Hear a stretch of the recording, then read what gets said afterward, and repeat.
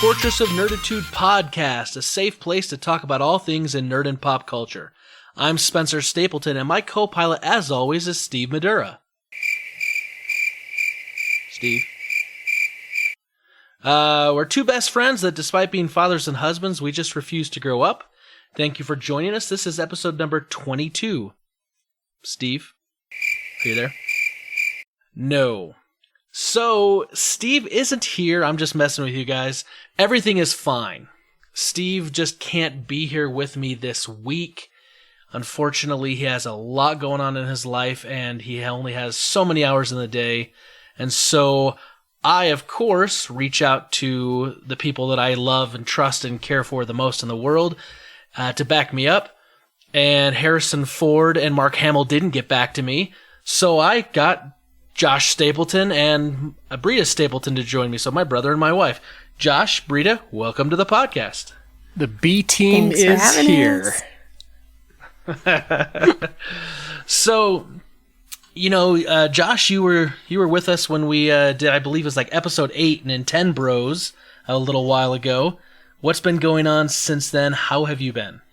Geez, since Nintendo Bros, that's a lot of pressure, because I thought we were just going to do like a weekly update, but if we want to talk about since Nintendo Bros, I've since then had a baby. Congratulations, by the way. Yes, mm-hmm. Jacob, he's doing well.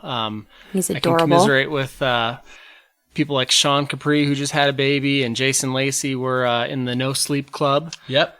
So, have a lot of nights where I wake up at 3 a.m. and don't go back to sleep. So that's kind of been what's been going on. Other than that, So what do you do when you're up at 3 a.m. and you can't go back to bed? I try and sneak in Zelda sometimes. Nice. Zelda Breath of the Wild. Or just stare at the wall and contemplate my life choices and why I can't sleep. I don't know. So you're saying that you contemplate what you've done wrong in your life? I wouldn't say what I've done wrong, but Steph's not listening. Come on. Okay. Yeah, you're fine. Why did we have 4 kids? Why? So obviously Jake's here, and we know that. At least I know that, and we did talk about it on the podcast after you guys had baby Jake. What else is new? I mean, how's work going? I mean, normal, new, what? Yeah, work's good. It's busy as always, like everyone else. This is our crazy time of year for my work, so putting in extra hours and just can't seem to catch up. Things around the house too are piling up. It's springtime. So there's a lot of yard work and all these other projects. I'm sure you've been mowing your lawn already, and I'm needing to get jumping on that kind of stuff, trying to juggle just work and home life. It seems like every day there's something going on between my daughter being in tumbling, my son being in soccer, or whatever it is. So, just normal dad life. I feel that, man. Did you see the 6-foot hole that we had in our front yard? Yes, I did. So we had this issue where the sprinklers, like this little valve, broke, and it's like 6 feet down in the ground. It's the little valve you use to turn your water on from the main line to the sprinklers. And I had to pay a guy $500 to come in and dig that thing. And at one point, he was down there digging, and I realized I couldn't see him anymore. He was like underneath, like the level of the earth. I tell you what, I am happy to have paid that $500 and not done that myself. So I totally get what you're saying about like yard work. We've had mowing. I just had to mow and had to bag it all up, and it took me like 2.5 hours just to mow our small little lawn because it was like a jungle, man. I needed a machete. I know one of these days I need to be rich so I can hire someone to do all that kind of stuff for me, but in the meantime, I like it. It's relaxing. It gives me time to think, listen to podcasts, all that kind of stuff. So it's good. I like listening to podcasts when I mow or when I weed whack and work on the flower bed or do the trees. But I find that like when I mow, it's really hard to listen to some podcasts just because they're not loud enough. Yeah, no, I get that. Oh, and I've noticed because our lawnmower had issues starting last year that now it like vibrates too much. So it like makes everyone's voices sound a lot higher when I'm listening to it. It just sounds bizarre. Okay, do you guys... Sorry, I know this isn't lawnmower talk podcast, but do you guys have a newer mower, or is it pretty old? Because ours is really old, and it vibrates like crazy, so much to the point where the nut and the screw sometimes comes off. Yeah. So we lost a screw. So what happened was our lawnmower is only, 3 years old? We bought it when we moved into the house. Right. And I sort of had an incident with it last year. And accidentally ran over part of a thing I shouldn't have run over, and that messed up the blade. Which is the cause of the massive hole we had to have dug in the ground. No, it wasn't that. It wasn't that. It was the other side. I hit. Oh, you tell the truth now. It was the cement thing on the other side of the yard. It wasn't that. I did mow over that. Yeah. That incident. That was a different one. When I hit the cement, like it was one of those cement things that goes around a tree or something, and I got up over it and hit it with the blade, and yeah. So that caused a problem. We had to put a new blade on it, and ever since then, that thing vibrates like crazy, and it like makes your hands numb. You know, my lawnmower is, I think, 12 years old now. We got it when we got our old house in West Jordan, and every single winter I say, I'm going to get a new lawnmower for this spring, and then spring comes around, I'm like, it still works. So, Fortress of Nerditude this week is brought to you by Toro. For all your lawn needs, Toro is your man. Oh, gosh. So, Britta, what's new with you? What's been going on? Oh, we have had so much going on. This weekend was super busy. It was Jackson's 3rd birthday. So, yes, it was. Yep. So you were there, Spencer. You remember. I do remember. We went to the zoo. We took the kids to the zoo on Saturday. Well, first we took them to get haircuts because let's be honest, our kids were looking like really shaggy. They were looking like hippies. Compared to you, sure. But you have no hair. So, they were looking pretty bad. So we took them to this little place called Cookie Cutters where they have like little cars the kids sit in. And they can watch like Netflix, so they calm down because we walked in there and he was not having it. He'd been talking all morning about getting a haircut and he was totally fine with it. We walk in there and he just starts freaking out. He doesn't want to get a haircut, kept saying, no haircut, no haircut. But we got him in the little seat. They turned on Mickey Mouse and he sat still the whole time, which was great because I was a little worried we were going to have a crazy haircut because he was going to be flailing. So took the kids to get haircuts, went to the zoo, hung out there for a little bit, and then had family over on Sunday. Cake and ice cream and barbecue. So yeah, it was a good time. It was a lot of fun having everyone over and celebrating his birthday. Yeah, I wish you guys would have invited us. That's kind of awkward. Yeah. Oh, hey, Josh. Jackson just turned 3, man. If you guys want to get him a present or something. Oh, yeah, Jackson. Yeah, okay, that's your 3rd kid? 2nd. Oh, 2nd. Yeah, right, Don't tack extra on, man. I'm not about that. I'm not like you. Hey, I know what protection is. Hey, I got it. Whoa. I have no comment. I had one, but this podcast brought to you by Trojan. I was going to say, though, I did learn that Charlie has some skills. Charlie has skills. The mic. Yes. So I'll let you talk about that, Spencer. So Charlie, and no one believes me when I say this, but Charlie can pretty much sing the entire lyrics to Thunderstruck by AC/DC. And people look at me and they're like, why are you teaching him AC/DC right now? Because let's be honest, AC/DC is kind of not an amazing rock. Well, no, it's not that they're inappropriate. Well, yes. Not kid appropriate, yeah. So they're kind of a one-trick pony when it comes to rock. They know their formula, they stick to it, and it's awesome. However, the amount of double entendres that are used at times can be a little questionable. AC/DC? Are you sure? I'm just saying that.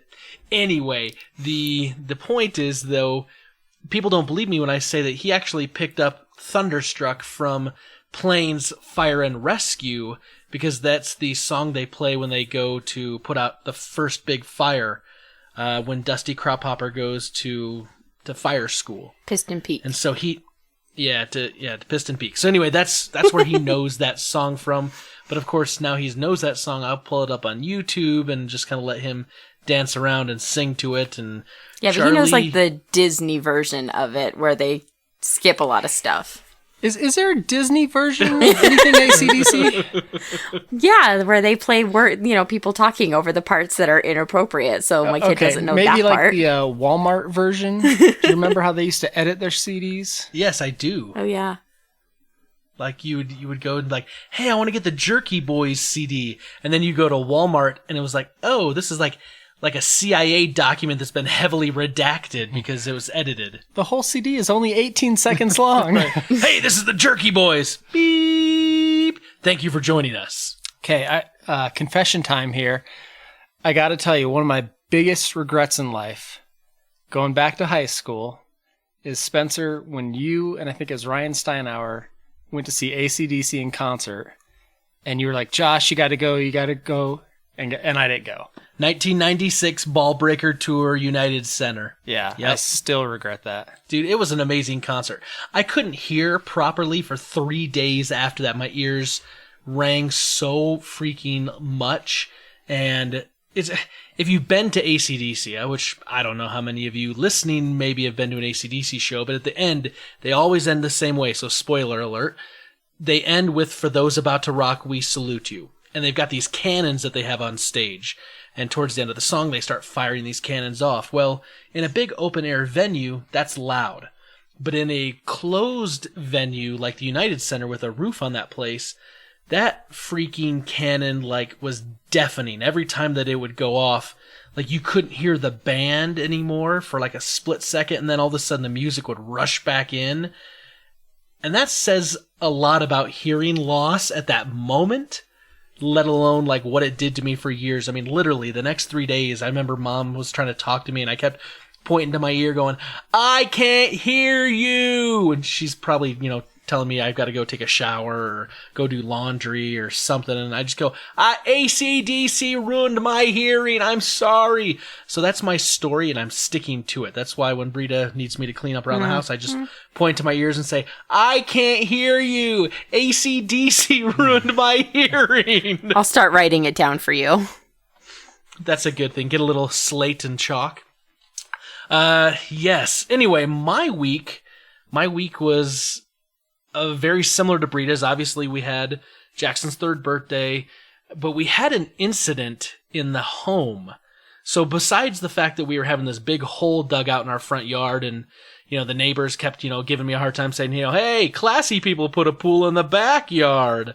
We had that going on. It was whatever.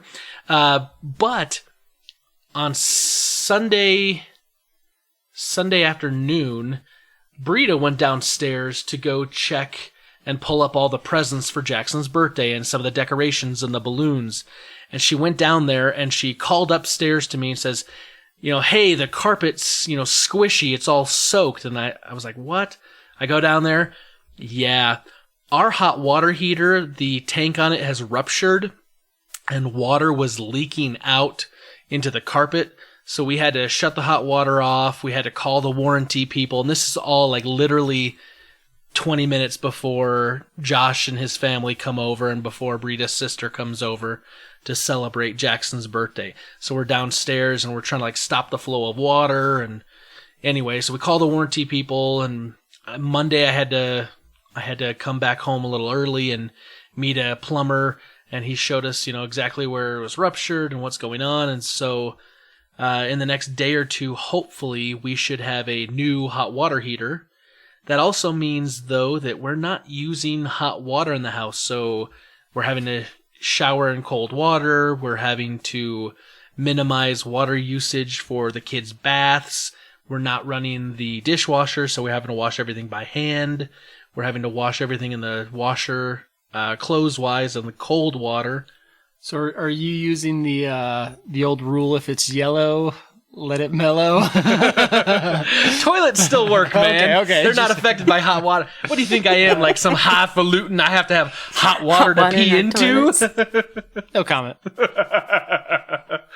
So anyway, that happened, and that was a bit of an adventure right before the birthday party. And yeah, just the zoo and everything Britta said. So wait, let's get this straight. You had the lawn incident. Yep. And then you had the water heater. Yep. Uh-huh. So you've had two things happen pretty much back to back, right? Uh-huh. Yep. I know these things always happen in threes. Yeah. So good luck Britta's with not pregnant. Don't try to put that on me, Josh. Hey, I'm not saying that. Yeah, I thought you were going to say a leak. Brought to you by Trojan. You had a leak in your front yard. You had a leak in the basement. Sorry. Okay. This is what happens when I allow Josh to sit with me. It's going to go downhill from here, I promise. If you could see the look on Britta's face right now, it's both embarrassment and this look of, I'm going to murder you, Spencer. I'm going to tell my mom not to listen to this podcast. No. Have her listen. That's the fun part. So anyway, I want a big shout out to Josh and Britta. Usually this week we'd been planning to do our movie club and talk about NASA and civil rights and hidden figures with Steve. But Steve couldn't be here. Our best wishes to Steve. We hope that he's able to get everything kind of taken care of this week so that he can return to us next week and come back to us. But big shout out and thank you to Josh for coming over and filling in. And then, of course, for Britta being willing to help pick up some slack and join us as well for this. So thanks, guys. I really do appreciate it. Yeah, anytime. I mean, Steve's a bum, so every now and then we got to fill in. That's good. Yeah, sure. No, Pick up his Steve. slack. So, yes. Anyway, guys, let's move on to the favorite part of the podcast for me, which is Rebel Intelligence. Josh, Steve usually joins me for this part, but since he's not here, how do you feel like filling in, trying to fit on his size 9 shoes? I thought they were size 7. Yeah, Poor Steve. we'll see how this goes. I've had a lot of prep, but yeah, let's do it. Josh, I want you to know that many Bothans have died to bring us this information. Rest in peace, you Bothans. See, you're a natural, man. You can fill in for Steve any day. All right, Steve, you're off. It was a good run. See you later. Sorry, Madura, you're out. Stapleton's in.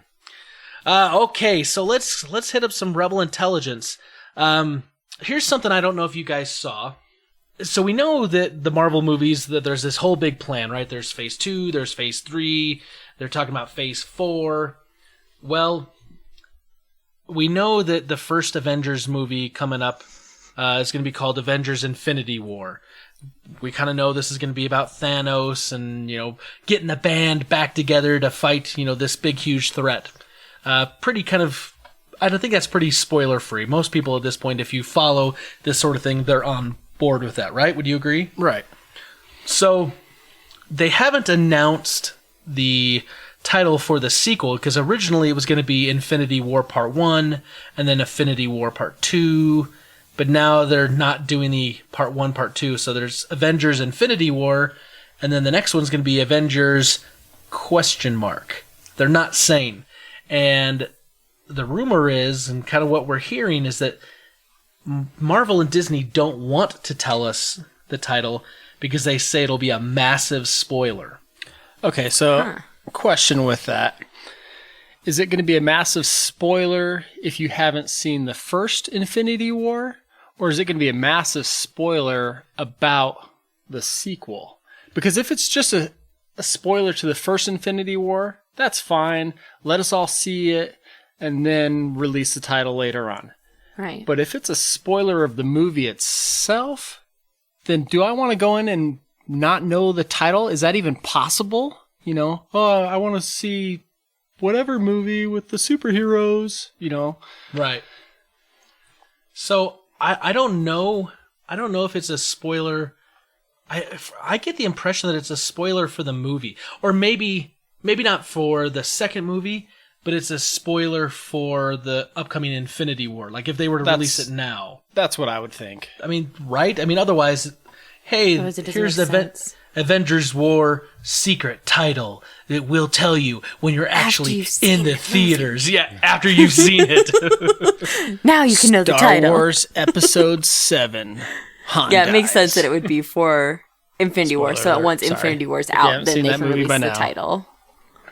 tough luck. You shouldn't be listening to this podcast. Right. So yeah. And anyway, I don't know what that means. It's just interesting to me, though, that they're not saying yet. And if it's because it's a big spoiler for what's coming up, okay, that's fine. I don't need to know the title. Like, knowing the title isn't a make or break for me. I'm going to go see that movie regardless. Right. I think one of the advantage that Marvel has is they've built up their fan base. They could call it whatever they want. It's going to sell tickets. You know, they could call it crap movie. It doesn't matter. Avengers, the one where we kill everyone you've ever loved. They could use a little still turd go see emoji and people would go. A turd emoji. Avengers turd emoji. Come see it. Coming summer 2019. I think that's legit, Josh. Have you written into Marvel to tell them your idea? Well, I mean, I didn't want to tell anyone, but I've accepted a position as a chief officer for Marvel, but, you know, whatever. Just for naming the upcoming movies? Yeah. Oh, gotcha. Gotcha. So, Josh, I know you're a huge James Bond guy. You love James Bond. I mean, I love James Bond movies too, but I know you're really a Daniel Craig James Bond guy. What's the scoop going on over in the James Bond world? Well, apparently there's a big battle going on for who's going to have the rights to the newest Bond movie. And supposedly this is going to be Daniel Craig's last Bond movie is kind of the talk too. So his swan song? Yeah, I mean, if you remember a couple months back, he had quite the disparaging remarks about his feelings about the Bond franchise overall. Sure, I do remember that. Now, I've heard him backpedal a little bit and say things, you know, when you're filming a movie like Spectre or like Skyfall, that they take such a toll on him that after he's done filming, he kind of hates it for a little while because he's just broken and bruised, right? But supposedly, you know, they might have backed up the Brinks truck onto his lawn. He's going to do this last one, and now the studios are fighting over kind of a bidding war of who's going to do it. So you're saying that they brought the green spa to him, a rejuvenation with dollar bills? That's right. And now he's ready to go again. They're making it rain, and all of a sudden everything's fine. Hey, I could do 6 more of these. Keep them trucks coming. Hey, whatever they have to do to keep Daniel Craig, I really do like him. He's probably my all-time favorite Bond. I love Daniel Craig as James Bond. I'm not afraid to admit that. I think for me, I have a hard time trying to rate the Bonds. Like, who I like more, because Sean Connery obviously is a classic because he's the original, so there's some deference there and some nostalgia. I'm not a Roger Moore guy. I never saw the George Lazenby on Her Majesty's Secret Service, the one that he did. Timothy Dalton was just kind of okay, but I really did like Pierce Brosnan. Timothy Dalton, like, to me, he just looks like a villain. Right. So He always I does, think it's he'd true. do a better job of being the bad guy. Well, it's because he plays villains in a lot of movies. Right. He's got that look. He's got that sketchy look to him. So if Timothy Dalton's listening right now, my brother Josh Stapleton, who lives just down the street from me, says, you look sketchy. If you need details, just direct message me. I can tell you where he lives, and you can, blow him up with your sketchy, nefarious army that you have. So here's my question: like, you've got all these movie studios that are going to be fighting for Bond, right? How do you think, at the end of the day, how do you think they make that choice? Does it come down to just solely money, or does it come down to like an intangible? Like, they're going to say, well, here's the story we want to tell, and here's the direction we want to take James Bond for the next X number of movies. Because I'm assuming they're not trying to buy it for just the next movie, but maybe like the next few movies. I think there's definitely something to be said about protecting the franchise and not just letting it go off down a path they don't want it to go. I mean, what is this, the 25th? It'll be, 25th. I mean, so Bond's been around forever, and I think the plan is just to keep pumping them out, right? It's a cash machine at this point. Right. I mean, ultimately, I think whoever's going to be the highest bidder will probably get it. I mean, let's be honest. It's Hollywood. What if Timothy Dalton independently bids because he's got all that villain money that he's got from ransoming the moon or something, and like he makes the movie. How are you going to feel about that, Josh? I don't care if you. I'm not anti Timothy Dalton. No, I think you're anti Timothy Dalton. You're like, he's the worst Bond because he was a villain and Bond at the same time. Did I ever tell you about my secret Twitter profile? I hate Timothy Dalton. At I hate Timothy Dalton. Oh, that's too funny. Okay, so something else that I saw this week that I thought was really interesting is that coming up in 2018, there is literally going to be 3 X-Men movies that are coming up. Now, they're not necessarily just like X-Men only movies, but they're kind of movies that are in the X-Men franchise, the X-Men universe. So in 2018, we're going to get a New Mutants movie that's in the X-Men universe. We're going to get Deadpool 2, which is obviously in the X-Men universe. And then we're also going to get the Dark Phoenix movie. So I'm thinking that you're going to have New Mutants, which is going to introduce, new characters, going to be a different storyline. Deadpool, which is obviously going to be continuing off of the success of Deadpool and that established character. But I like that they're going to go back and they're going to actually do the Dark Phoenix saga. Deadpool is going to continue off of Deadpool? Yes. Okay, just want to make sure I'm clear on that. Keep going. Sorry. Deadpool 2 continues off of Deadpool. Oh, interesting. Yes. I'm going to slap you right now. These are the things I say to myself when I listen to the podcast. So just snarky remarks. Just going to say it to everyone else now. Yeah. Okay, so question. You're giving me the Mystery Science Theater 3000 while you're on the podcast? Basically. Nice. I got my popcorn and I'm just yelling at the screen.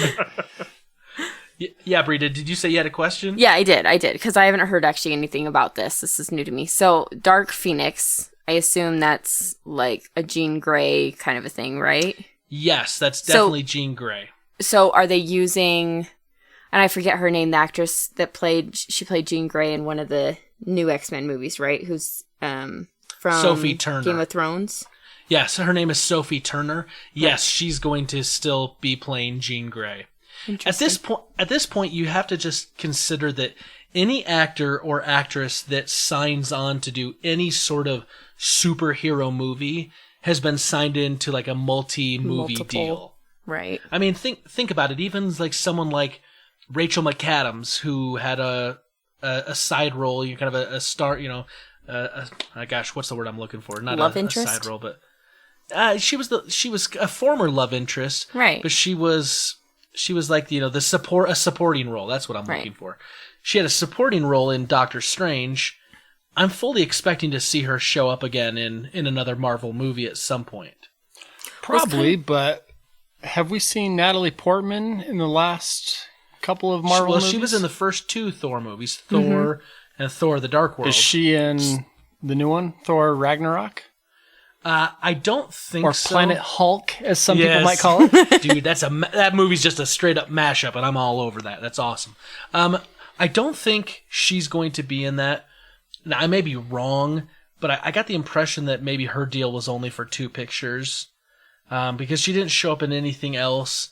And if you remember in the first Avengers movie, Thor even kind of like alludes to her, because Dr. Selvig is part of, being taken over by Loki. And there's kind of the comment that, Jane Foster wasn't there. She was doing something else. And that I don't remember if they said they broke up, but they just kind of... I don't think they said they broke up. But there was something it's been a while, but I want to say that Yeah. she was, off in hiding, or, they had one kind of little throwaway sentence to say, she's not in this movie. Right. Well, it's kind of like Gwyneth Paltrow, who was in, like the first 3 Iron Man movies. Right.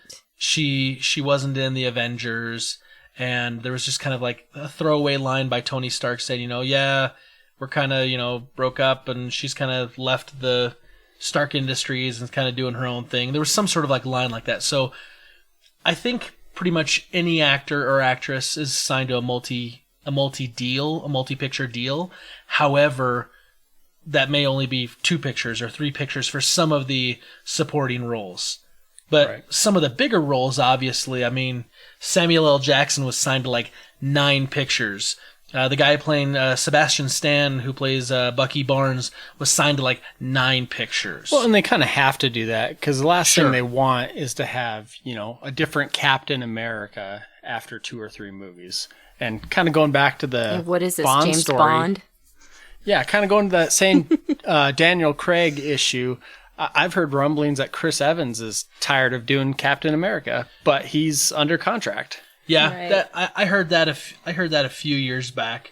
That Chris Evans was wanting to do other things, and I get that. I mean, if I was an actor, you know, being tied to the same role for that long, it probably would be awesome in some respects because you know you're going to get a big payday for sure, and you're playing a role that you've already played before, so it's probably going to take you less work to kind of get back into those shoes and into that mindset again. But then again, actors like to have pet projects and little side things they do that are unique and different and let them grow and do things differently as an actor that, you know, punch, kick, fight doesn't allow them to do. Right. I get that. But at the same point, do you think Chris Evans will ever do anything bigger than Captain America? Or more important? Well, I mean, define more important. I mean, is he going to solve world hunger? I mean, maybe he could do something more important than playing Captain America. Well, hey, I will say, everything I've read about the guy, he seems like a great guy, and he uses the Captain America mantra to go and visit kids in Make-A-Wish hospital. Foundation stuff. Yeah. I guess a better way to say it is he ever going to be? Is he ever going to do a role that he'll be more remembered for than Captain America? Probably not because of the multiple movies. I mean, Captain America, Winter Soldier, Captain America Civil War, Avengers 2. He's going to be at least in Avengers Infinity War. So, but I mean, really, who knows? Because I mean, you think about other actors who've been in huge roles that are iconic, and they've done multiple things like that. You know, well, like go back to Sean Connery. Sean Connery's been in all sorts of movies, but most people are going to identify him with what? James Bond. Right, Bond. Yeah, because he did multiple movies. What about Ian McKellen? You mean Gandalf? You or Magneto? Pass. Yeah, I mean, Magneto. But I think those are 2 huge roles that he's always like. There's someone will always identify with one of those, but those are 2 big ones that are going to be. Okay, you know, wait, Britta. Yes, I have to know something, and this is really important. When you think of Ian McKellen, what do you think of first, right off the bat? I don't know anymore. It's Gandalf. Okay, I was going to say, I might have to Dumbledore? disown you as a sister. Dumbledore. Well played, Britta. Well played. Yeah, I agree with you, Josh. I think a guy like Chris Evans, you know, some of these actors that you play these things, I think down the road, that's the main thing they get remembered for. They get identified with a lot. But I mean, you know, he may still do something else. I mean, what if there's some other franchise or big movie that comes out? I mean, what if he stars in, like, you know, Star Wars Episode 36? The Sith have taken over the rest home, and it's a massive hit.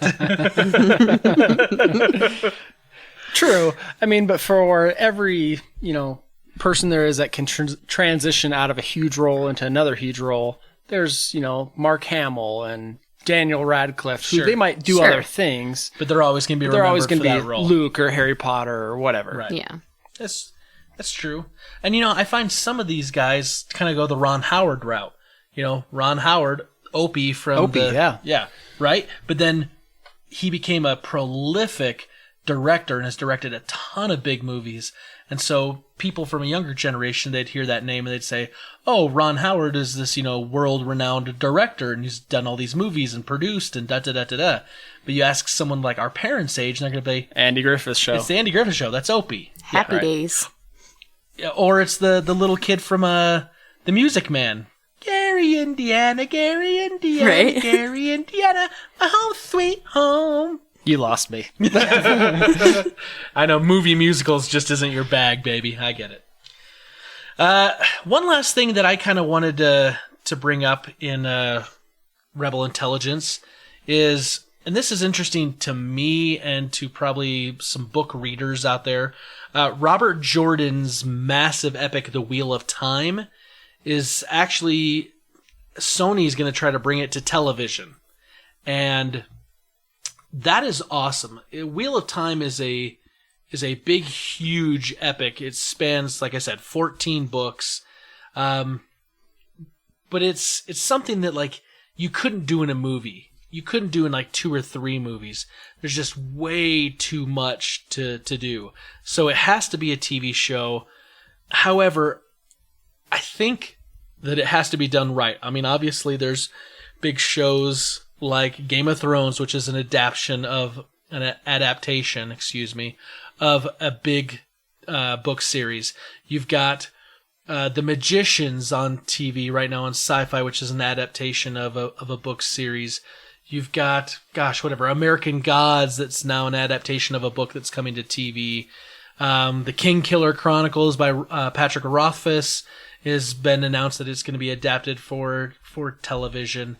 And so I think there's definitely room for a big epic of Robert Jordan's stature of The Wheel of Time. I definitely think that could be told.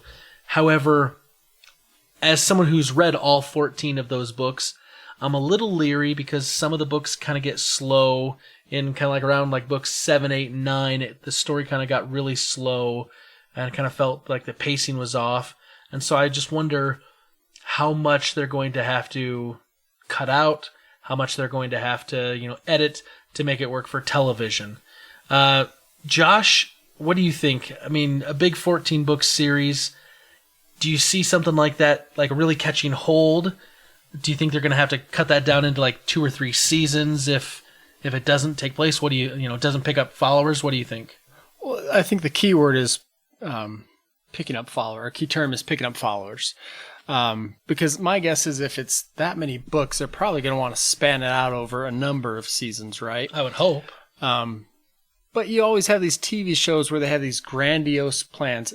I don't know if you remember, gosh, it's probably 8-10 years ago, they did a Terminator TV show, the Sarah Connor Chronicles. Yeah, the Sarah Connor Chronicles, which is a mouthful, by the way. Right. My wife and I really got into it. We loved it. And I want to say it lasted 2 seasons. I'm pretty sure it was 2. 2. In the last episode, you could tell they were planning on doing more and more seasons. But that very last episode, they wrapped up everything so quickly. I mean, it just felt crammed in. So you kind of hope that it's not like that.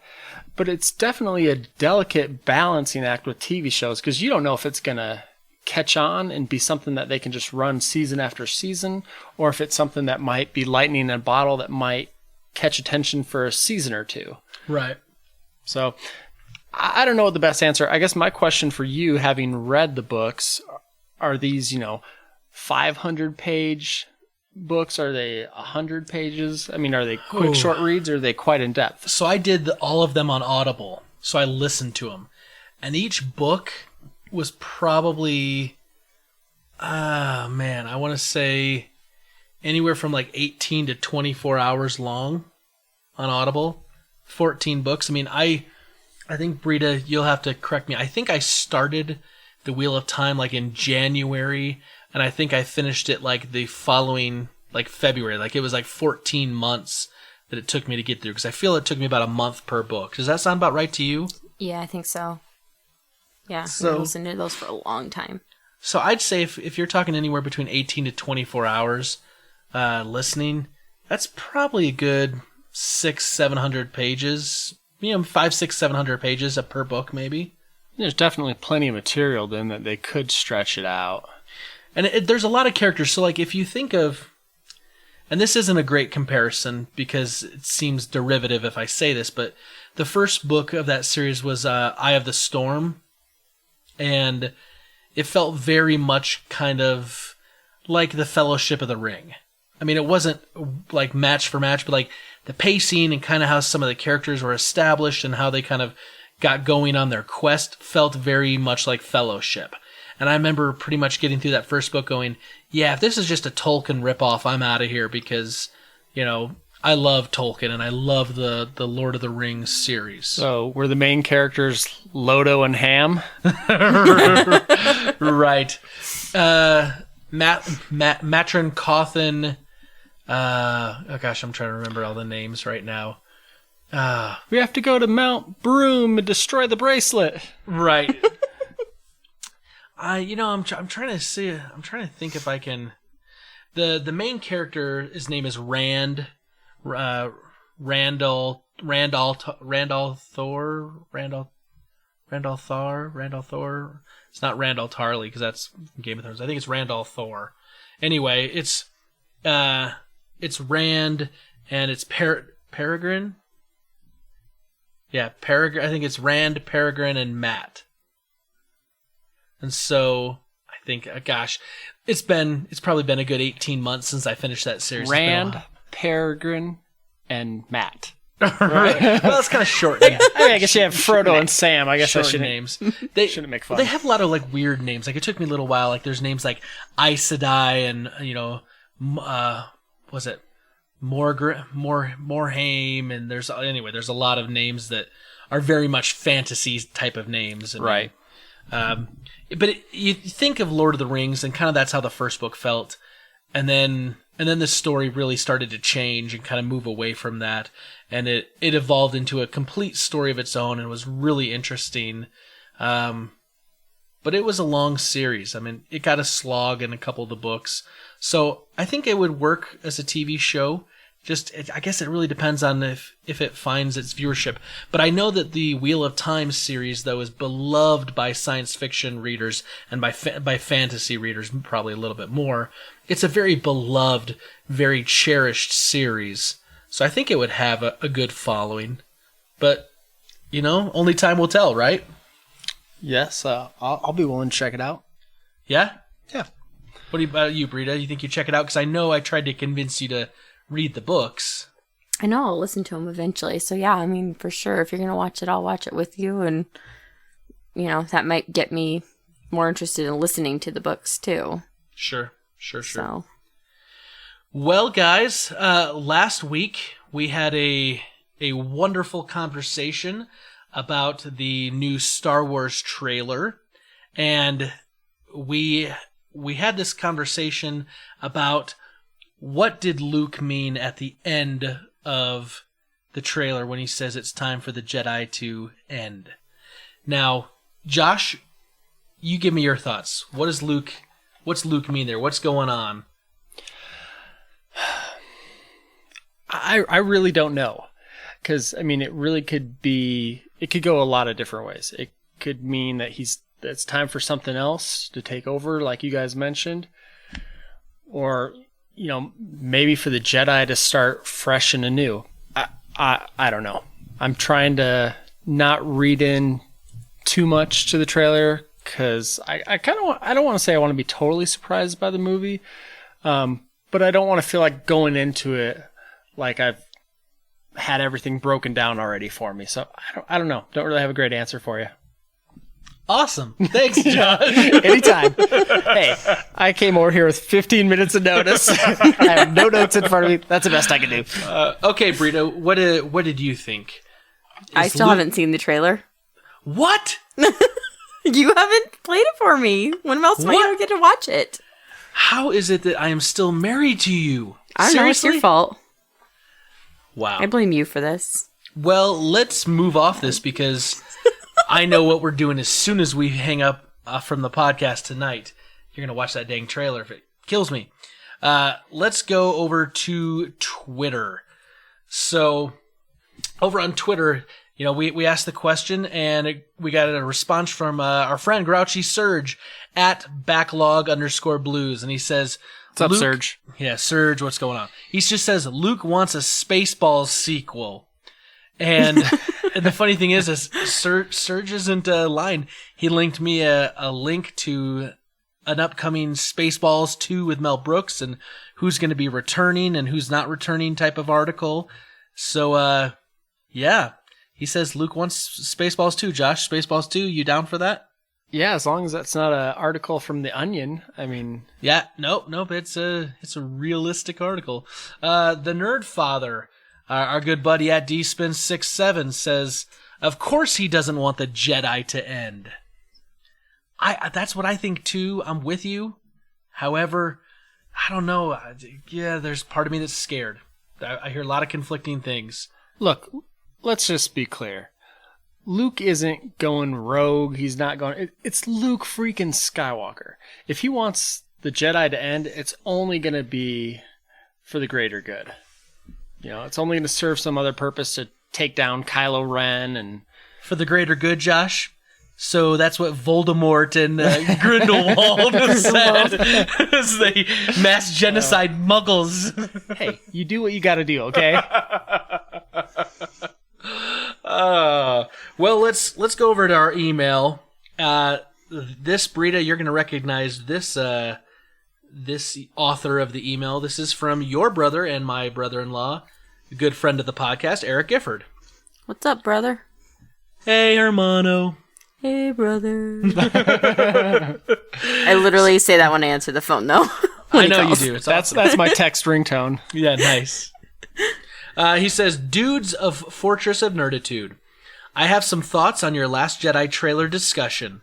Normally, I make an effort not to dig too deep into these things before the movie comes out, but I feel compelled to speak up. So kind of like you, Josh, doesn't want to dig too into it. But he says, first, some positive feedback. I hadn't thought too much or looked too closely to realize Rey was coming out of a cave. So kudos for that. Some experience deep in the earth for a budding Jedi is definitely an important part of that emotional journey.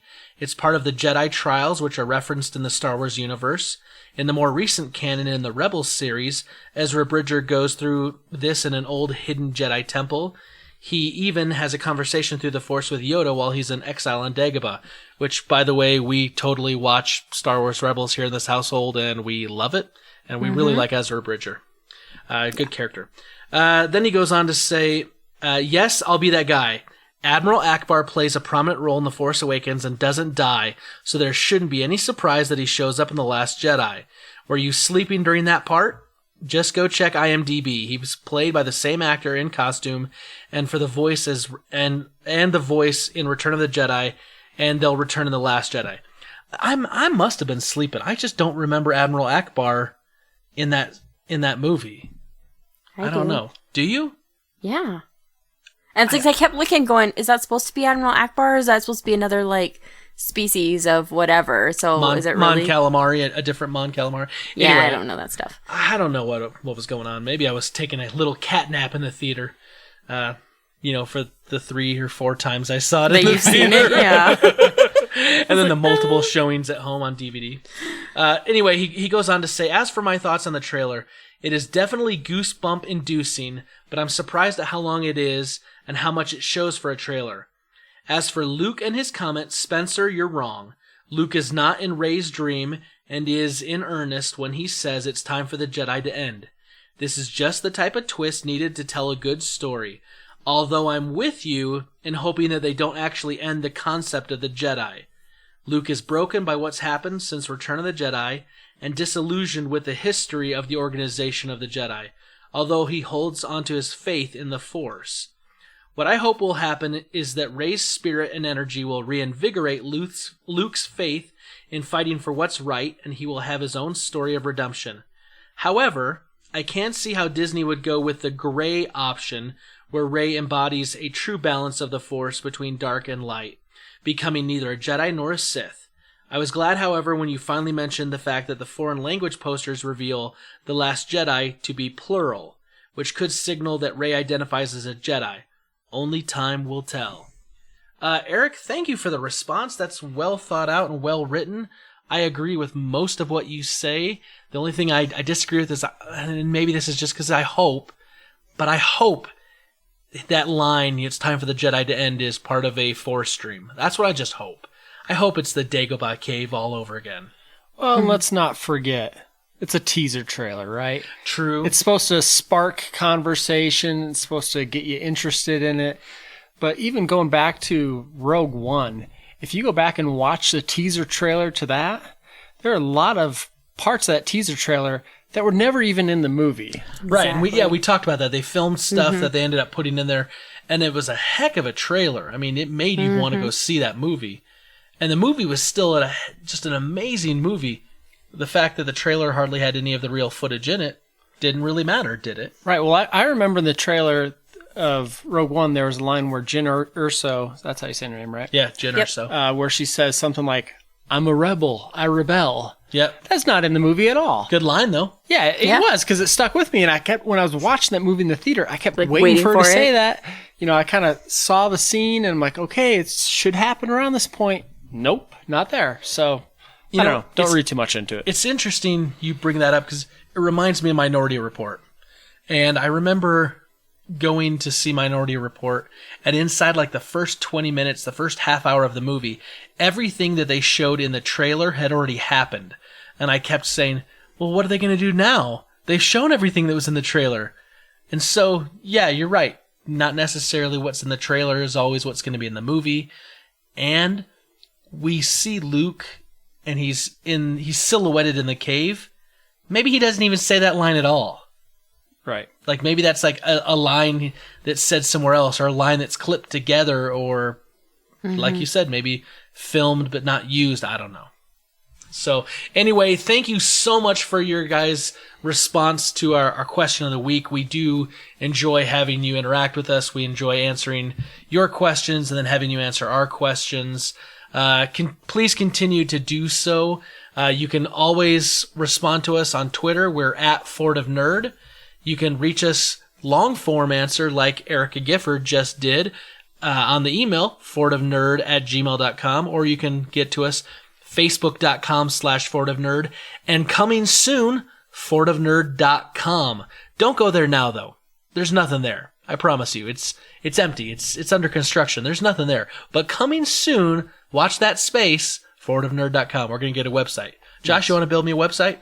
Sure, why not? You can just sprinkle some magic and it'll happen? That's right, yep. Done. Awesome. Nice. Josh, we're constantly trying to expand the Fortress of Nerditude's sphere so we can get more listeners, more friends to join us up here at the big party in the Fortress of Nerditude. How can people do that? Rate us on GeoCities. GeoCities? Yeah. Nice. GeoCities. Oh, iTunes. Yes, iTunes. Yes. Rate us on iTunes. Yes. Go ahead, give us that 5-star review, write a rating. I hear that eventually some magic happens and you get to a threshold of ratings or reviews and a unicorn comes and descends upon your podcast and magic happens. That's what I've heard. That's what I've heard. It's exactly what happens. Yeah. Did they just poop rainbows on you?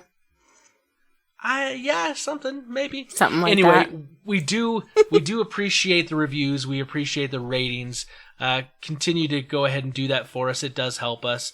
And, tell your friends, tell your mom, tell your dad, tell your neighbor, your mailman, whoever you think may be interested in listening to some nerds talk about stuff in nerd and pop culture, let them know. I'll tell my mom. I think mom listened maybe to one, and then I think she, got upset by something Steve and I said and stopped listening. I can't imagine why. Yeah. Anyway, guys, we have the three of us here, so I thought we'd break from the norm a little bit, and we'd each pick something that we found interesting that we'd want to talk about and have a bit of a discussion. Something a little differently. Usually Steve and I have a discussion about something. This week we were going to do the movie review, but since Steve's not here, we're not going to do the movie club, and we'll wait till next week. Britta, yeah? I know that you've been waiting patiently to talk to us about your topic, so why don't you begin and start us off? Okay, so I just wanted to talk about the live-action remakes that Disney is making. So they've already done a handful, and apparently they've announced 22 other live-action remakes that they're going to be making. Yes, literally 22 of them. It's ridiculous. There's a lot. like a handful of them in the next couple of years, and then a bunch more they don't necessarily have dates for, but they have directors for some of them, or, you know, different things like that in the works. I was really surprised at how many there were when I looked it up. I really only thought, I'd only heard of like, so like the ones that have been out, like they've done, I guess you would count Maleficent as like a remake, you know, just a backstory of that character. They've done the live action Jungle Book. They've done the Cinderella, and most recently Beauty and the Beast. Did you? Sorry to interrupt. Did you see No, go Jungle ahead. Book? I did. Yeah. Did you like it? I did. I liked it. It was weird. It was weird because I was watching it and I just kept thinking, well, I won't let my kids watch this for a long time because it's kind of scary. Like the giant, you know, King Louis, like he's giant. Like it's a little creepy, and some of the animals and stuff. But I actually really liked it. They're actually planning a Jungle Book 2. Oh, wow. Same director, Jon Favreau, and everything. Did you see it? Well, I ask because I haven't seen the whole thing. Okay. Is this one of the things where like the kids get up early, you pop in a movie so you can go back to bed? No, it was one of those things where it was on the TV, and I think Steph and the kids might have been watching it. I don't remember what I was doing, but animals talking just totally creeped me out. So that's why I was asking, because it was too weird for me. But isn't like The Lion King like one of your favorite Disney movies, and isn't that animals talking? Animated animals, I'm fine with, but CGI looking ones moving their mouths around, it weirded me out. Is it the technical aspect? Is it kind of like that uncanny valley that we've talked about before, where it looks too real but not real enough so you know it's fake? Is that what it is? It's that it looks too real, and it's creepy to see an animal talking. You know, when I see a animated Scar saying, "I killed Mufasa," you know, that doesn't creep me out. Maybe it should, I don't know. But when you see a monkey walking around talking like a human, yeah. Same thing as Planet of the Apes. I hate that movie. Really? Which one? The original. Well, yeah, okay. The original. Yeah, those are hard because they're kind of cheesy. Well, classic Charlton Heston, right? Mm-hmm. And you got the famous reveal at the end of the movie, which that was awesome. Yeah, storytelling, that's a fantastic thing. But I get that. I mean, it's kind of like the rubber masks. The prosthetics didn't look quite as good as like the CGI now. Right. But I got to say though, I have a special place in my heart for Planet of the Apes, and it's not really so much Planet of the Apes, but it's The Simpsons doing Planet of the Apes with Dr. Zaius. Dr. Zaius, Dr. Zaius, Dr. Zaius, Dr. Zaius, Dr. Zaius, Dr. Zaius, oh, Dr. Zaius, Dr. Zaius, Dr. Zaius. I see every chimp I see, from chimpan A to chimpanzee. Oh, they'll never make a monkey out of me. Oh my gosh, okay. I was wrong. It was Earth all along. Yes, they finally made a monkey. Yes, they finally made a monkey. Yes, they finally made a monkey out of me. I love you, Dr. Zaius. Wow. Now, if we're going to go down the Simpsons rabbit hole, which we need to get back to Britta's topic here, but Sherry Bobbins has to be the best. Oh, Sherry Bobbins. Like the very end of that episode where they say, "Do you think we'll ever see her again?" I think Lisa says that to Homer, and they turn around, they start walking back in the house, and Homer's like, "Sure we will, sure we will." Then she gets sucked into the jet turbine. Classic.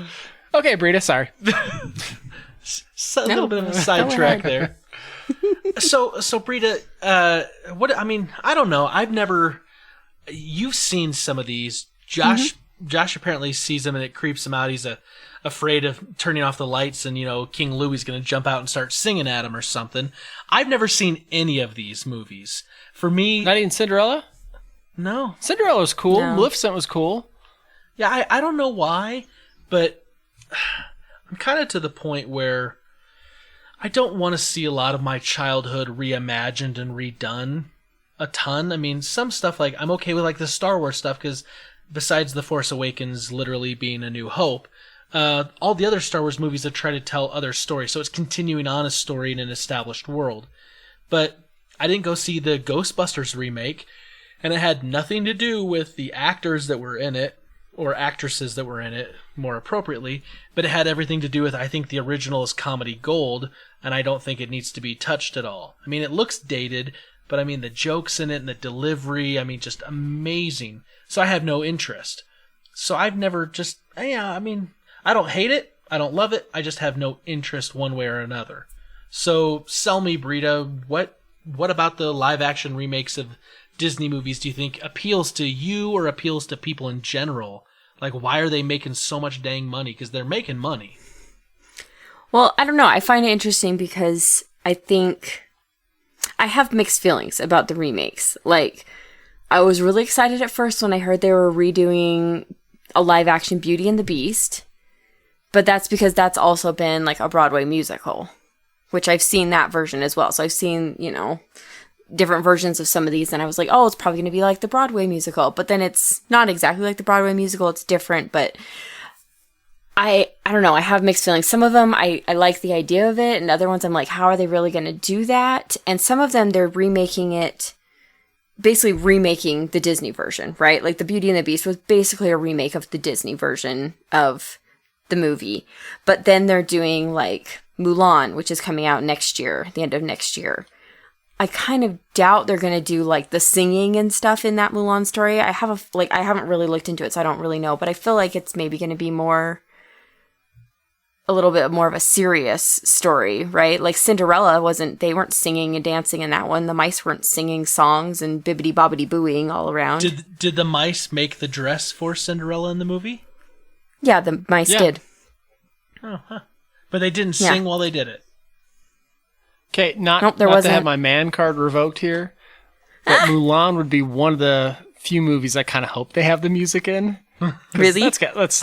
Make a man out of you. Let's get down to business to defeat the Huns. Okay, boys. Let's stop that. Moving on.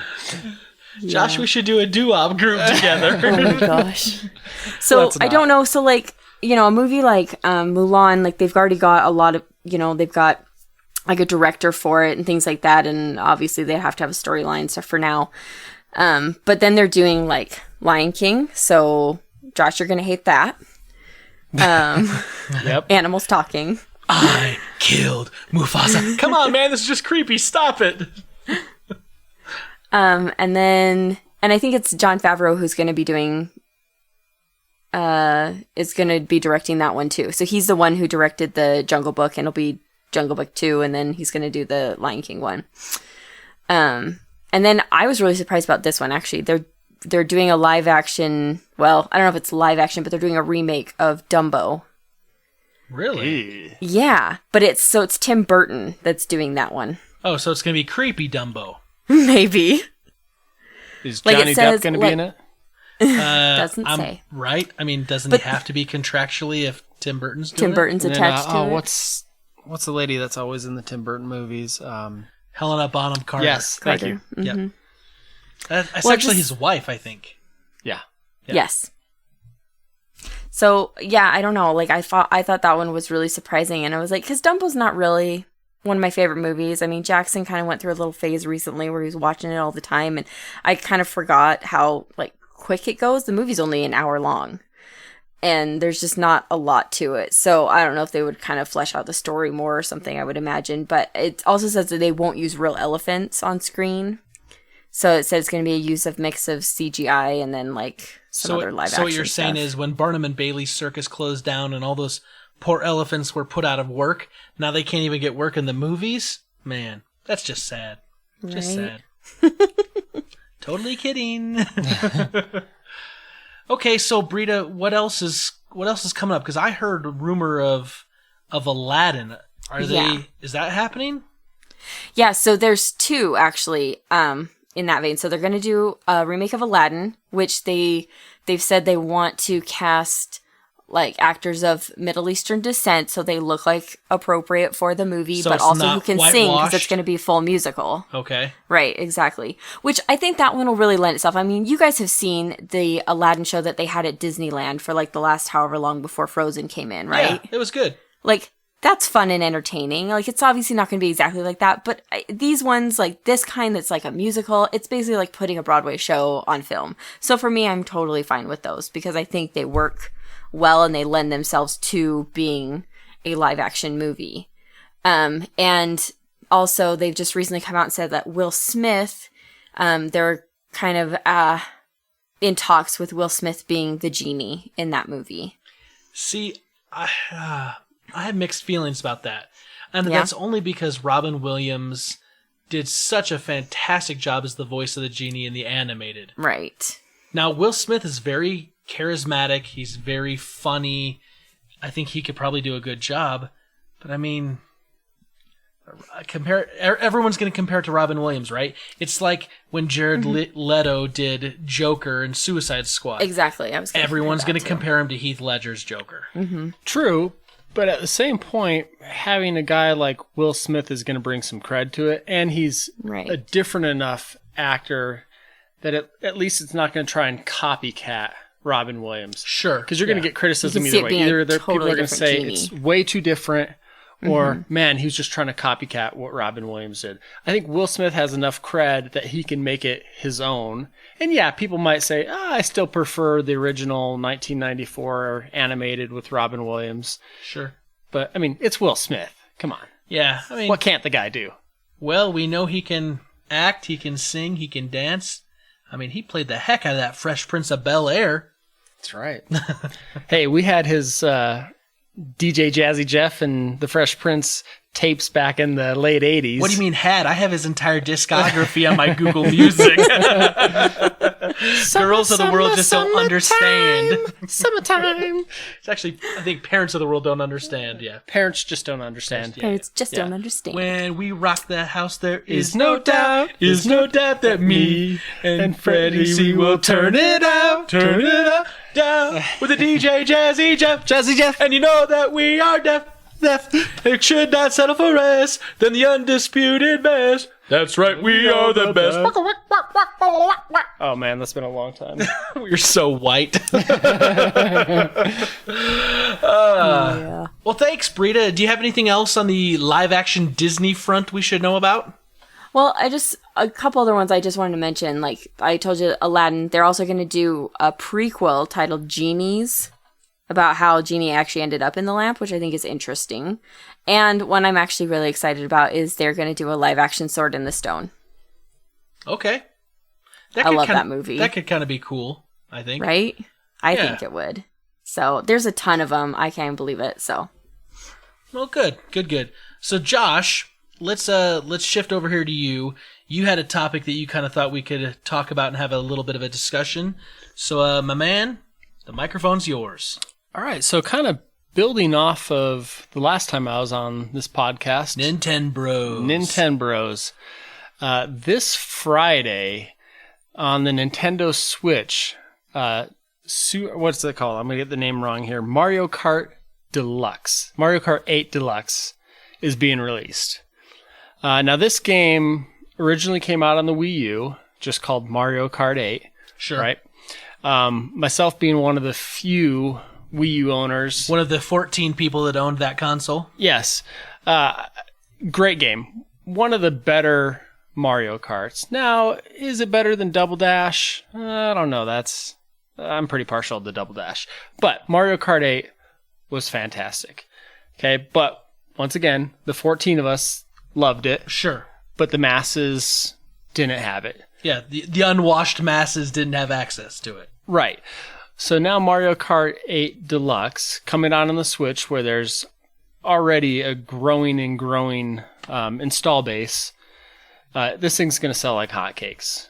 Oh, okay? Yeah, for sure. And basically the Deluxe version is going to have all the DLC tracks, which I think is 16 extra tracks from the original game. Those are going to be on there. It's going to have a couple additional characters, the Inklings from Splatoon. It's going to have Dry Bones. You can unlock Gold Mario. Cool. But really, the meat and potatoes of this is they're bringing back Battle Mode. Yeah. Nice. So Battle Mode wasn't on Mario Kart 8. Why? I don't know. but I think a lot of people are really excited to have the first battle mode in years. Every time Donnie gets on Twitter to talk about Mario Kart 8 and he mentions battle mode, he always tags me on it because he knows I have a very strong affinity for the battle mode in Mario Kart games. Okay, well, I'm glad you brought up Mr. Reese. Donnie Reese at PSVG, yes. Okay, because when I heard that Mario Kart 8 was coming out, I got excited, and I had played this on the Wii U with some other podcasters. Sure. Guys like Bobby Paul's a Nintendo guru, Yeah. Sean Capri. Good, right? good friends of ours, right. yes. Had my butt kicked by both of them. Right. Right. And so I put out a tweet probably a week ago just saying, hey, Mario Kart 8's coming out. Who's in? Right. And all these people are saying, let's do it. Yeah, people are coming out of the woodwork. I've been a part of those tweets. It's nuts. Right. So there's definitely a lot of excitement among the gaming communities for this game. So I got together with a couple guys, with Sean Capri, Jason Lacey, Mark Carabin, Donnie Reese, and we kind of huddled together, got some ideas together, and this Friday night, guys, if you're getting Mario Kart 8, you need to come and play with us. So just to be clear, this podcast is going to drop Thursday morning. So if you're listening to this right now, the game's coming out tomorrow. You should have this thing pre-ordered. If for some reason you didn't download this on Thursday morning and you're getting this on Friday, maybe you're backlogged on your podcast a little bit and you're listening to this and it's Friday, this crap is out today. You got to go get that. Go to Best Buy, go to GameStop, wherever you got to go. So, right. And what we really want is we want everyone to come together and play. So a big community type of event. We're actually calling it the Super Indie Podcast Game Night. Okay, now just to give you a touch of some of the podcasts that are involved with this, okay? We got Fluxtaposed. Yep. We have, obviously, Fortress of Nerditude. Yeah, what up, Fortress of Nerditude? We have the Geek Cast. Yep. Generational Gamers. Yes. If We Ran Nintendo. Right. Life of Gaming. Yep. We got the Mega Dads. Awesome. We got Married to the Games. Woot woot, our buddies. Yeah. Street Team. Street Team. We got the Nerd Overdrive. Uh-huh. Nintendo Dads. Yep. Nintendo Nostalgia. Okay. Plug and Play Podcast. Already mentioned PSVG. Yep. Donnie. Secret Friends Unite. Uh-huh. Shelved and Forgotten. Yes. So our good friend Johnny Casino. Love Johnny Casino. Dayspace. David Moore. The Warp Whistle Podcast. Uh-huh. Good guys. We the Gamer Cast. Yep. Sean Capri. And see if I can read this here. Gamer Pulse. Okay. Among others. So you just listed off like 30 different podcasts. Right. So we're getting podcasters, listeners of these podcasters, we're getting everyone together. And this is one of my favorite things about the gaming communities is it gives you an opportunity to meet all these people, play together, to interact together, talk trash, whatever. Just have a good time. Right. Right. And one of my favorite things about listening to podcasts is just all the friends you make. Sure. Yeah, absolutely. Right? You know, we're calling this a super indie podcast, right? Because none of these podcasts are IGN, right? No one's, you know, sorry to pull the curtain back, but no one's making millions off of this. What? Yeah. Well, I mean, I don't know. Fortress of Nerditude might. Right. Our 6 listeners, yes, are making us millions. Right. Which, by the way, thanks for being 2 of them, Josh. Yes.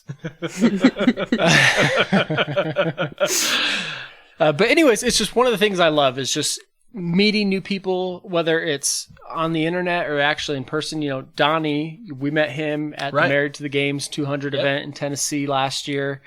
So some of these people I've actually physically met. Some of them I've never met, and I don't know if I ever will or not. I mean, I'd love to. But just getting to have these interactions is just amazing. So come out Friday. I think we're also going to have it go throughout most of the weekend because we have people in these podcast communities that live in England, live all over the world. So we're going to try and open up this tournament over the whole weekend. So anytime you can pop in, come in and play. Well, Britta and I have been talking about it because Britta isn't a huge gamer. She plays a lot of mobile games. But since we've got the Nintendo Switch, she has been like my partner in crime with Zelda Breath of the Wild. Right. She's sitting there, she's helping me find shrines and find Korok seeds, and I can't advance the story, like I can't find in memories, or I can't do divine beasts until we can sit down together, because she's been invested in this. And I know that she has said on multiple times that she's really excited for Mario Kart. Yeah, I'm not a gamer. I'm terrible at video games. I just am terrible. I always have been. But I will always play Mario Kart. I love Mario Kart. My family played that. It's like the one video game we play together.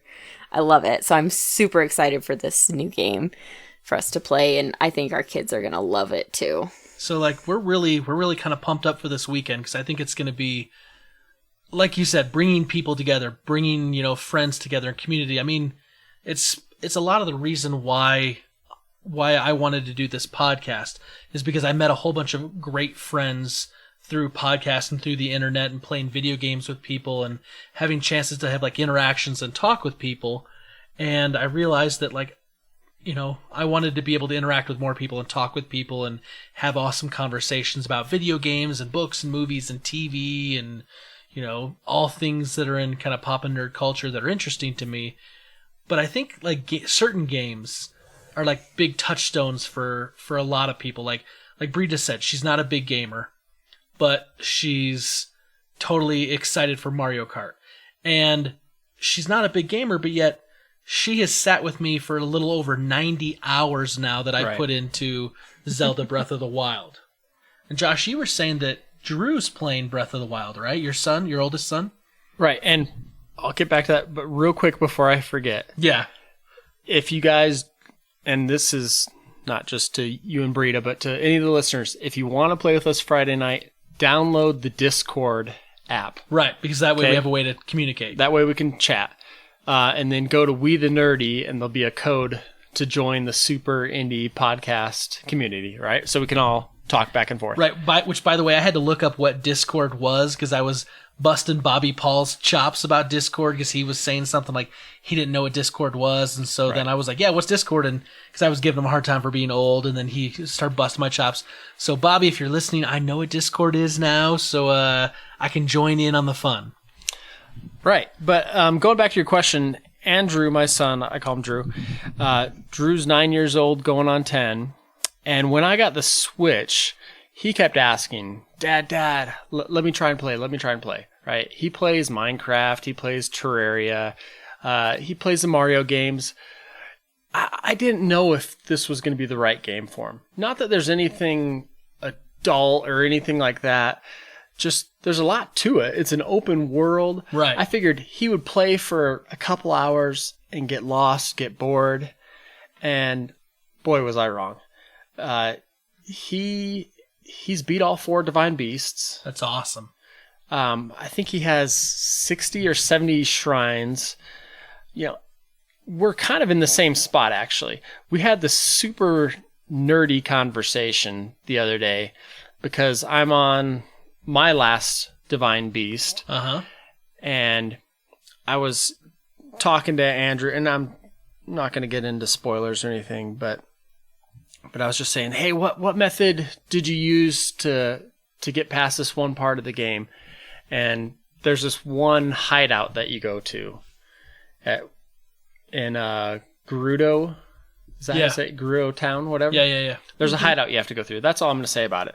But we were talking strategy, and my wife Stephanie just kind of looked over at us and gave me this look like, you guys are total nerds, but she also had this smile on her face because Andrew and I were having this bonding moment, right? And so that's one of the most coolest things. That's something I never thought about playing games as a kid, that someday I'd be sitting on the couch playing Zelda Breath of the Wild, and with my 10-year-old be having this super nerdy conversation. So what you're saying is, when we were 8 and 10, and we're sitting down in front of the TV playing the old NES, playing Mike Tyson's Punch-Out, you didn't have a moment where you said, one day, I'm not going to be sitting next to Spence. I'm going to be sitting next to a son of mine, and we'll be having a conversation about video games. I mean, if you listen to any of the gaming podcasts, you'll always hear if people are dads, you'll hear them say, "Oh, I can't wait till my kids are old enough to introduce them to gaming or whatever." And sure, I've had those thoughts before, but I don't know. It was just kind of one of those surreal moments, being able to have an in-depth conversation with him about a game that I thought he'd give up on 2 hours in. Sure. So, Britta, you've been kind of my partner in crime through 90 plus hours in Breath of the Wild. What is it for someone like you who's not a gamer that's really kind of got sucked into being a part of this? Because I had a conversation with Gabe Patillo, who's one of the co-hosts of Married to the Games, just a week or two ago, and we were talking on the phone, and I was telling him how you've been playing along with me and kind of been a part of this, and he was just absolutely floored because his wife, Jenny, just isn't a gamer and just isn't into it at all. And so he wanted to know what my secret was in tricking you into being involved in this. So I'm curious, like, what is it for you that's like got you kind of hooked in this? Because obviously I can't play without you at this point. Right. Well, so I've always kind of enjoyed watching certain video games anyway. Like, there's some that are just fun to watch or have a really good story. I remember in college having friends who played, I think it was Splinter Cell, and I just thought that was a really cool game. And then, we did BioShock Infinite. Right. Which had a really cool story. And so a lot of times it's just the story. I mean, with Zelda Breath of the Wild, like, it's interesting because I feel like it has a really good story that's, like, not super in-depth. Like, it's not a really in-depth story. I mean, there's not a lot going on because you're basically you kind of know from the beginning what's going on, and then you're just working towards that goal. But I think I love this game so much, too, because there's so many different aspects to it. It's not just playing through something and shooting a bunch of bad guys and then going to the next level or whatever. Because it is an open world game.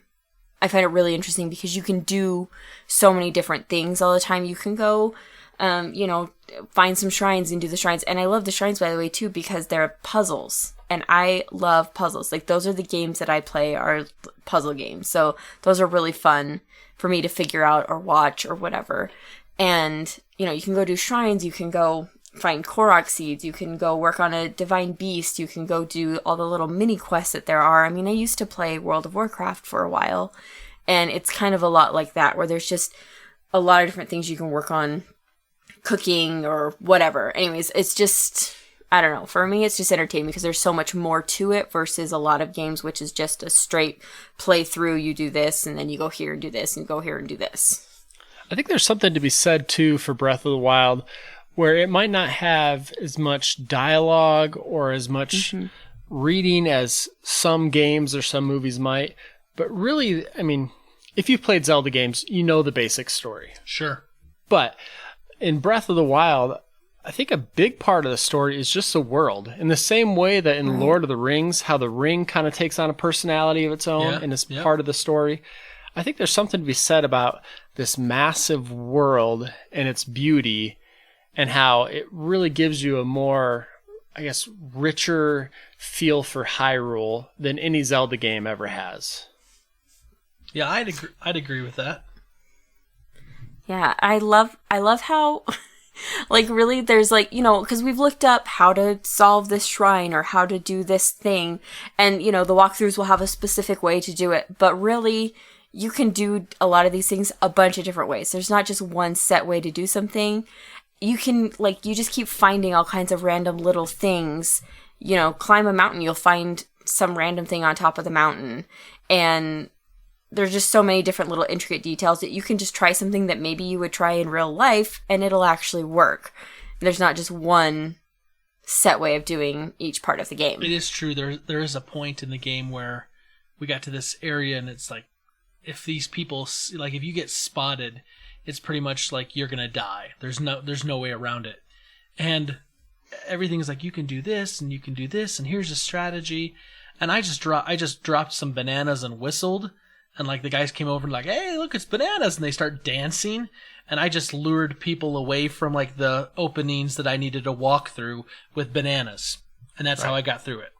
One of the things that I love is I have a couple coworkers that are really into Breath of the Wild, and it's almost like a daily conversation where we talk about our our playthrough the night before or whatever. And you can talk to someone and have totally different experiences. Something that I might be doing, Sure. they might be in a part of the map I've never seen before, Right. or they might be doing a quest that I had no idea about. There's a couple quests that I've seen mentions on the internet a bunch of times that I haven't even done. I know there's this one island, and I'm not going to go in depth into it because I really can't, because I've never even been there. But I guess there's an island where you lose all your weapons. Yeah, it's called Eventide Island. Right. It's awesome. It's cool. I haven't even been there yet. I'm 85 hours in. Haven't even seen the place. Yeah, it was a lot of fun. It actually was one of those kind of shrine quests that I really, really enjoyed, because it was almost like, hey, we're going to take you back now to how it was at the beginning of the game and see how you can do if you had to start all over. And it was a lot of fun. I mean, they have freaking mazes in this game that you have to run through to fight stuff. Like, that's kind of awesome. Yeah. And anyway, it's just, yeah, I've really been enjoying playing it, and I've been enjoying playing Zelda Breath of the Wild with Britta, and the kids have been getting into it. So I'm really looking forward to this weekend and Friday night for the Mega Indie Podcast, Super Indie Podcast? Super Indie Podcast Community. Super Indie Gaming Podcast night. Community Gaming Night. Boy, we got to think of an Nice. acronym for that or something, because that's just like a mouthful. But I'm excited because there's so many people that I've talked with and interacted with over the last few years online, and it'll be fun to talk to people and play with people and probably get my butt whooped by these people, but it'll be fun. Right, and the hope is that this isn't just a one-off. Right. Right, that this is going to lead to more and more gaming nights. And the whole point of it being that all these podcasts is we don't want it to be, hey, on this night is a Fortress of Nerditude night. Right. On this night is a If We Ran Nintendo night. A lot of us run the same circles. We're friends. Sure. Let's all get together. Let's have a great time. Let's bring in more people. Like you talk about each week on the Fortress of Nerditude. Let's make more friends. Yeah. Let's Yep. all come together. Yeah, because it's realistically, I mean, the idea of games, whether it's a board game that you play at your kitchen table and you invite friends or neighbors over for, or with the invention of online play where you can reach out and I can play with someone in South Korea or someone in Oklahoma or someone in Brazil. It's about bringing people together who have similar interests and building a community and having good times together, a shared experience. And I think that's awesome, because I think that's just what we need as far as gamers and people. Like, we need more community and more shared experiences. And so, like, I'm totally on board with this. I hope everyone that's listening, if you have a Nintendo Switch and you're getting Mario Kart 8 Deluxe, that you're going to join this, you're going to come find this. And you said, Josh, the sign up for the Discord and everything is over on WeTheNerdy.com? Yes. Okay, perfect. So go there, sign up, let's make this happen, let's have some fun. Let's rotate the Lazy Susan one more time around, and I've got a little something I wanted to talk about with you guys and get your opinion. I'm a big fan of Star Wars. I think, Josh, you probably know that greater than anyone, except for maybe mom and dad. Would you say Jedi 79? Yes, exactly. Britta probably has an inkling now over the 8 years we've been married, the 9 we've been together. But Josh, you know this, and Britta as well. I also love Star Trek. Like, I don't have to choose one or the other. There's a new Star Trek series called Star Trek Discovery, which the abbreviation for that is just absolutely horrible. It's bad. It's just bad. But the show, like... Brought to you by Trojan! Right, exactly. I'm really worried about this show, because it's one of these things where I want a new Star Trek television series. It's been way too long since Enterprise, and Enterprise wasn't hailed by the fans as well and reviewed as well as I'm sure CBS and Paramount wanted it to be. But Star Trek Discovery is starting to struggle. first of all, the big hurdle for me is this isn't available on broadcast television, and it's not available on cable. They're putting it behind their paywall, and it's on their streaming service, CBS All Access. Okay, I was just going to ask where you find STD. But... Right. You can get your STD fix at CBS All Access. but in reality, I mean, what do you guys think? Is putting a brand new television show behind an extra paywall of a streaming service that's owned by a broadcast network, is that a good idea? I think it's horrible. I think it's horrible too. Brita? I think that's a terrible... I mean, I'll never get to watch this show. Like, it sounds like something I would enjoy watching, but if it's not on Netflix or I can't get it with my actual paid cable, what is the point? I'm not going to pay another fee just to get this show. I'll say this. I cut the cord about 2 years ago. Right.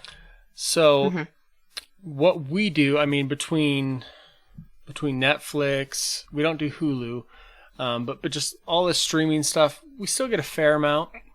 But then there are stuff that we can't get unless we like buy a subscription through iTunes or whatever, right? Sure. So there are some shows that will do that, because for us, if it's something we really like, it's still cheaper to get an iTunes subscription than it is to pay for DirecTV or whatever every month. Right. So the approach that I'd probably take is I would keep an eye out on reviews. If they're saying it's great, yeah, I might go and purchase it, but I think a lot of people won't. A lot of people, A, won't know about it, and B, aren't going to dish out additional money for one show. I think if you struggled to connect with the Star Trek fan base, which is a big fan base, I mean, it's big. If you struggled to connect with Enterprise, the last big TV show that was produced, why would you intentionally make it harder for your fans to get access to it? Now, I know some people say, hey, listen, the cost of that's $10 a month. That's less than a cup of coffee a day type of deal, right? So I get that it's not a lot of money, but you're going to turn off people. There's going to be people like me who are going to say, I want this, but I'm not willing to pay another streaming service just for one show. Well, that's just it. It might not be much in and of itself, but where nowadays everything is a pay service, you get to the point where you just burn out. It's like, okay, it might be $5-10 a month, whatever, but so is 10 other things that you're subscribing to. And it all adds up. Right. So you got this problem, right, going for it. Then they were trying to attract Michael Dorn, who played Worf on The Next Generation, right, to play like one of his older relatives, like a relative from a few generations back, because Star Trek Discovery is supposed to take place kind of between Enterprise but before the original series, like maybe even a few years right before the original series.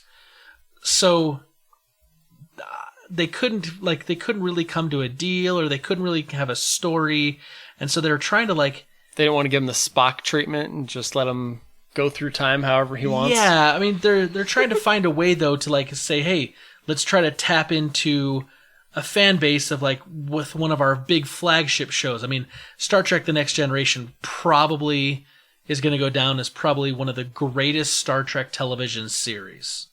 I mean, it was just phenomenal. It was huge.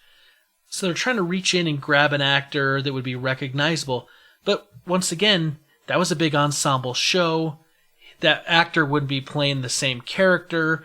So really, Josh, would you care about a character that Michael Dorn is playing if it's not Worf? I mean, are you going to have? Is it going to have that nostalgia feel to you, or is it not going to matter? I mean, Worf was a great character, right? The Klingons, they're so charismatic. I mean, I don't know. I have a lot of memories of just that stern face and being that tough guy.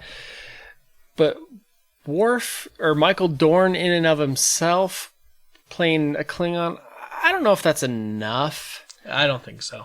I mean, it's cool. It's something that you kind of might read a headline and be like, oh, that's neat.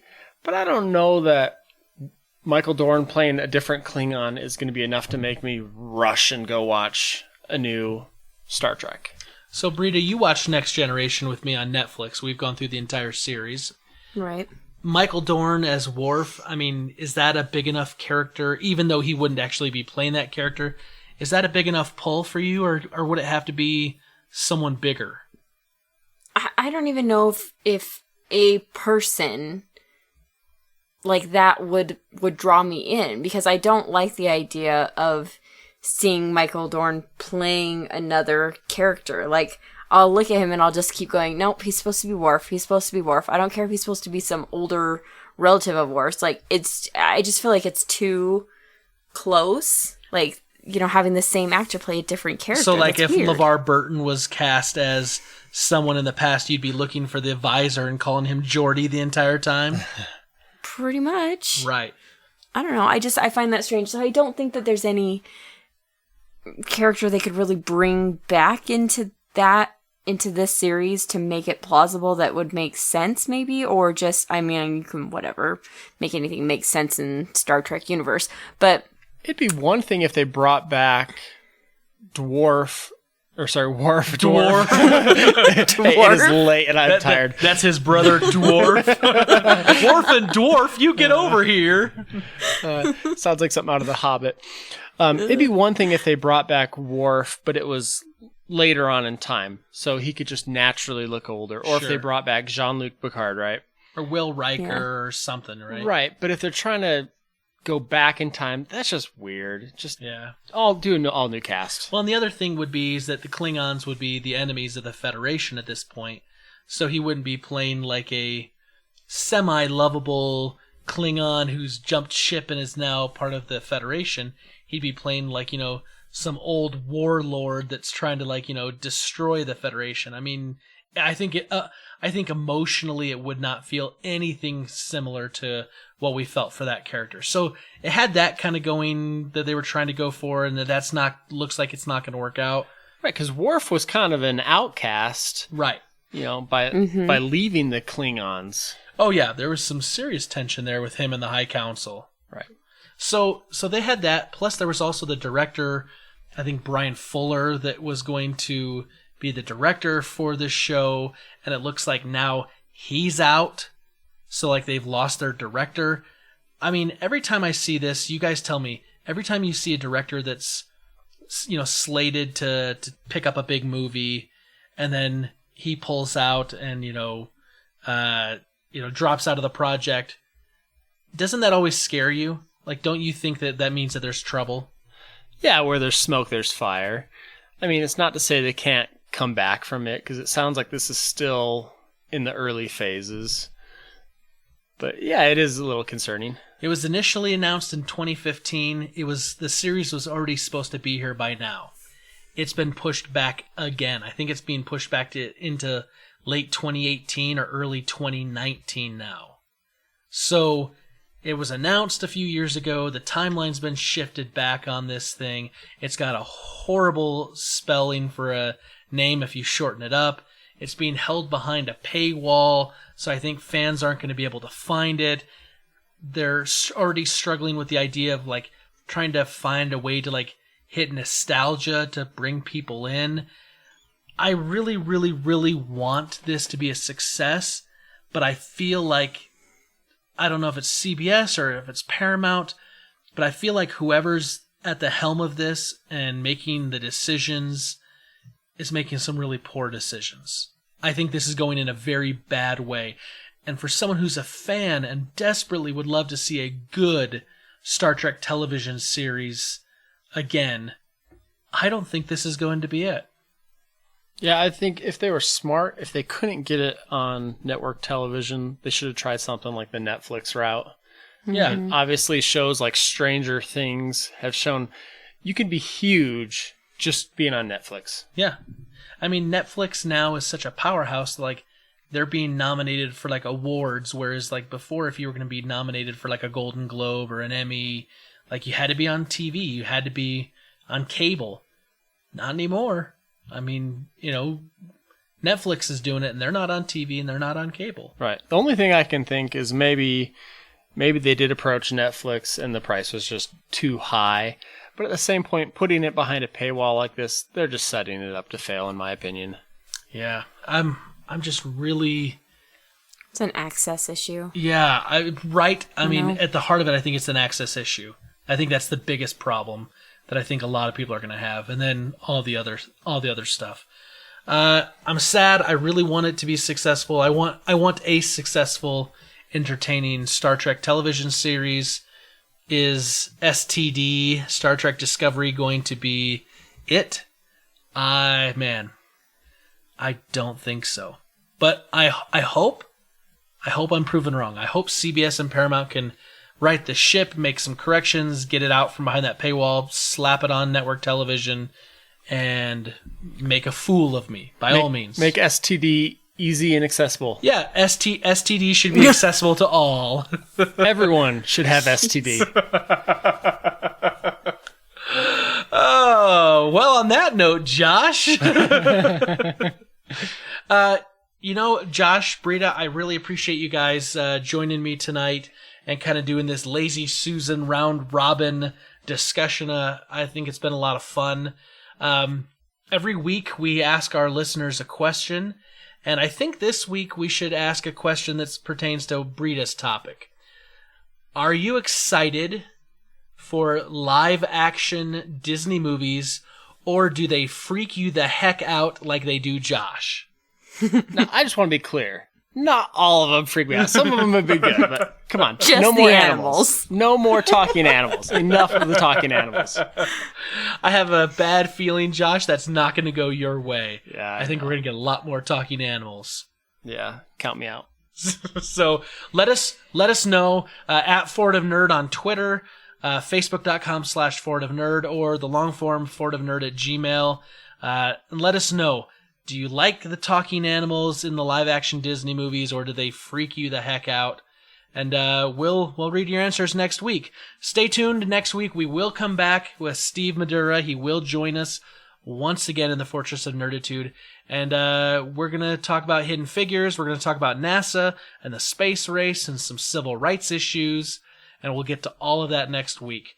Once again, guys, we appreciate your time that you give to us every week. We appreciate you coming and downloading the podcast and listening to it. We have a great time putting this together. And for all of us here at the Fortress of Nerditude, may the Force be with you. Always.